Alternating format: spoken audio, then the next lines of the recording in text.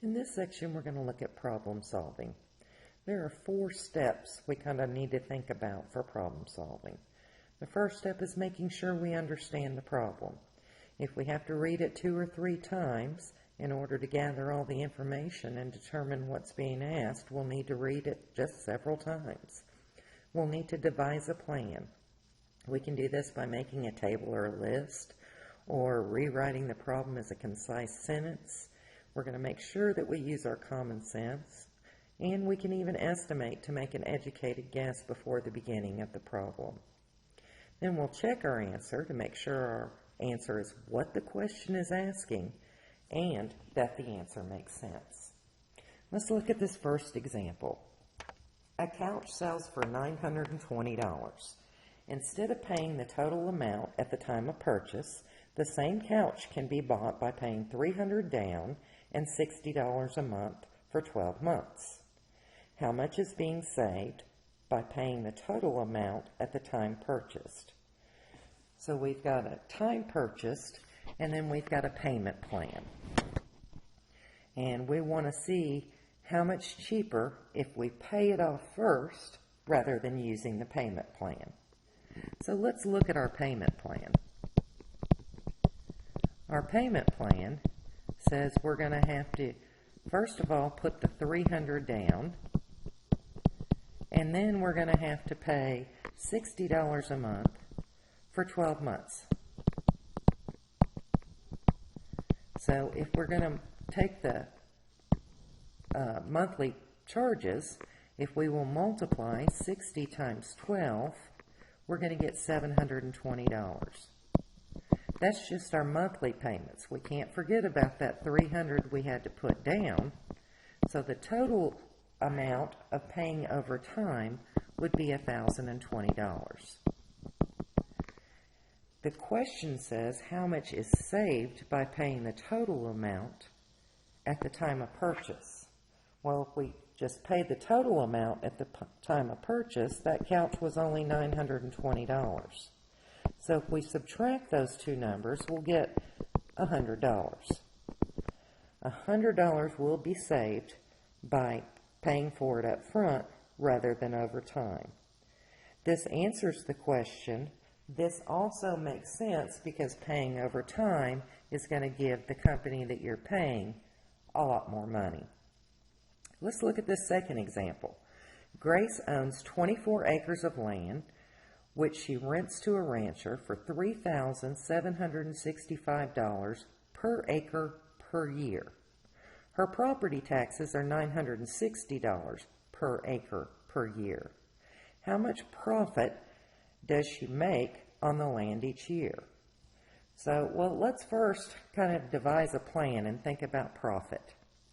Profit is going to be, for Grace, the rent minus the taxes. So we're going to have to figure out how much rent she gets and how much tax she pays. Well, let's first find out how much rent she makes. She has $3,765 per acre per year, and there are 24 acres.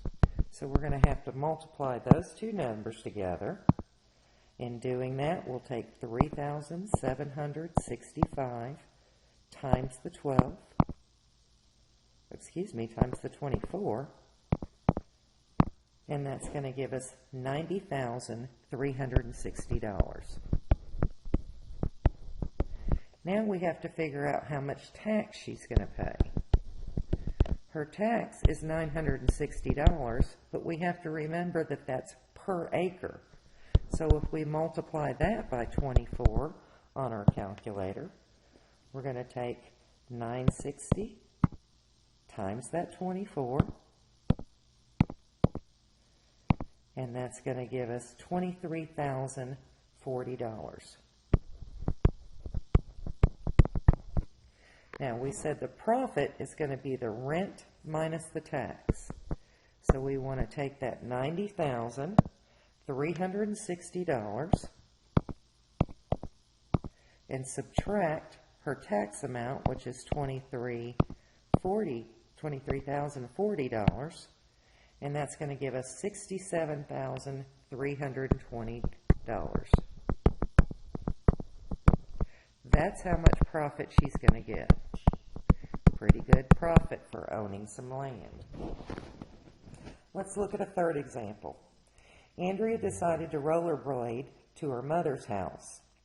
4 blocks from her home, one of the wheels on her skate broke, and she had to walk the remaining 5 blocks to her mother.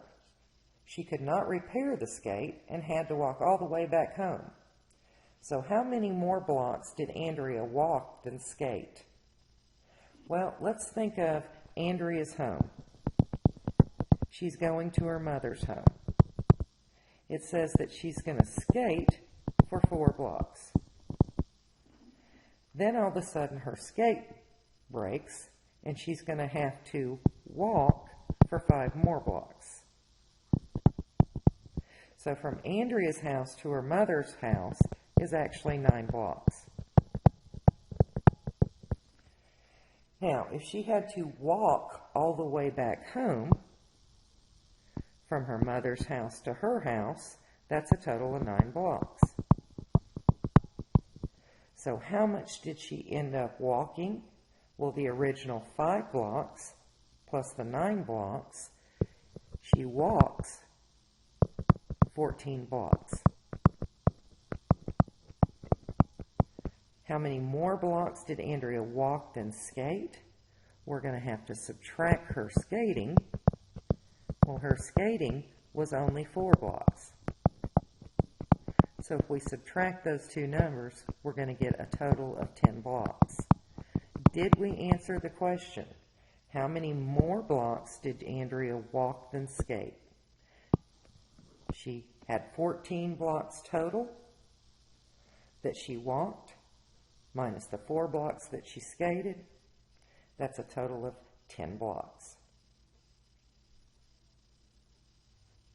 Let's look at one last example. And it says, in how many ways can you make change for a quarter using only pennies, nickels, and dimes? So let's make ourselves a chart for pennies, nickels, and dimes. We know that we want to make a quarter, which is 25 cents. So let's stay organized and say, okay, let's start with 2 dimes. To make 25 cents, we can do 2 dimes and 1 nickel, or we can do 2 dimes and 5 pennies. We can do 1 dime and 3 nickels, or 1 dime and 2 nickels and 5 pennies. We can do 1 dime and 1 nickel. That would be 15 cents, so we'd need an additional 10 cents in pennies. Or we can do 1 dime and no nickels, and that would take 15 of those pennies. Now, we've exhausted the dimes, so let's just look at nickels. We can use 5 nickels and no pennies, or we can use 4 nickels and 5 pennies, 3 nickels and 10 pennies, 2 nickels, which would be 10 cents and 15 pennies, 1 nickel and 20 pennies, or 0 nickels and 25 pennies. So by making the chart, we can say how many ways can we make change. Let's count the columns. 1, 2, 3, 4, 5, 6, 7, 8, 9, 10, 11, and 12. So there are 12 different ways that we can make change of 25 cents using dimes, nickels, and pennies.